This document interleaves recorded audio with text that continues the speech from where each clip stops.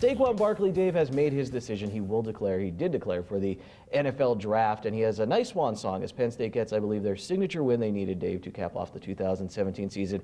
He has over 170 yards in the game, that one long run. So final reminder to everyone just how special he was. Dave, when you look back on it all, Saquon Barkley's place in Penn State football history, has everything been achieved? He wanted to be the all-time leading rusher. That didn't happen. Maybe a Heisman Trophy. That didn't happen. Penn State doesn't make the playoff.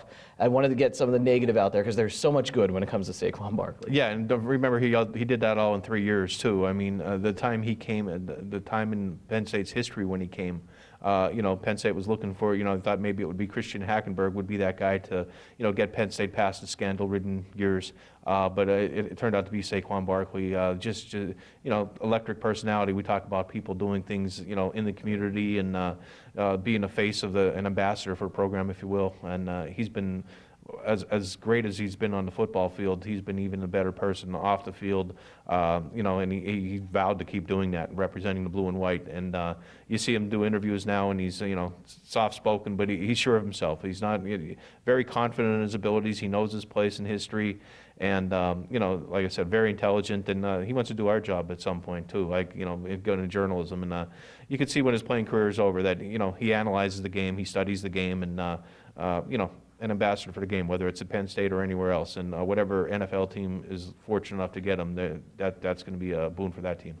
Dave, I watched him on College Game Day this past week, and he's good. I mean, I sat there, now I'm a huge Saquon Barkley fan, but I thought he did a great job breaking down the Rose Bowl with the game day staff and that. I think he has a future there, and obviously a big future in the NFL. Let's finish up with the NFL. The playoffs start this weekend, Dave. Let's just talk about the Pennsylvania teams quick. The Eagles, who do you think they will get in that second round after the wild card round? And should Eagles fans be worried? You have that, I want to say clunker, 6-0 loss to Dallas, but you already have that #1 seed wrapped up. So just those two things. Well, right now I think they're, and I hate to say this because I'm a Rams fan, but I think the Falcons are going to beat the Rams. I mean, the Falcons have that experience, that chip on their shoulder too.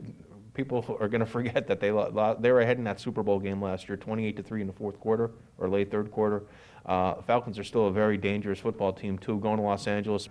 So the Falcons have been there. The Rams have not been there. Maybe the Rams will be a little bit giddy just to be there. A lot of young players have never played in a playoff game before.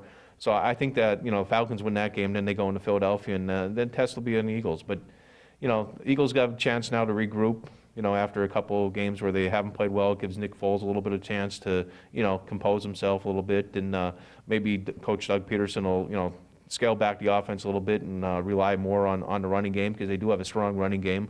Their defense has to improve, but you get a chance to play in the playoffs at home. That's a big advantage. And Dave, let's finish up on the AFC side now. The Steelers, they will face the highest seed remaining in the playoffs once we get past into the divisional round. Who do you think that will be?